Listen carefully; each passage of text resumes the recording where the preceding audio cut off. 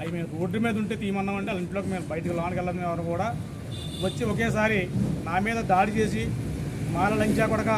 నువ్వు నా ఇంటికి వచ్చి రోడ్డు మెట్టిన బలి తీయమంటావా, నేను ఒక ఎమ్మెల్యే క్యాండిడేట్నని నన్ను చెప్పుతో కొట్టండి, అలాగే నీ అమ్మ మాల ఒప్పుకుంది కానీ నన్ను పీకట్టు దోసేసి పరిగెట్టించి నన్ను కొట్టడం జరిగిందండి అక్కడ. అలాగే నా వెనకాల ఉన్న టీడీపీ నాయకులందరినీ కూడా సీజ్ చేసుకోవడం జరిగిందండి. అందరూ కూడా మేము అడగ్గా అక్కడ ఊరందరూ వచ్చి అడగ్గా కూడా నేను ఇలాగే ఉంటాను, మీరందరూ టీడీపీ గూండాలో మిమ్మల్ని ఈది కొత్త తగిలి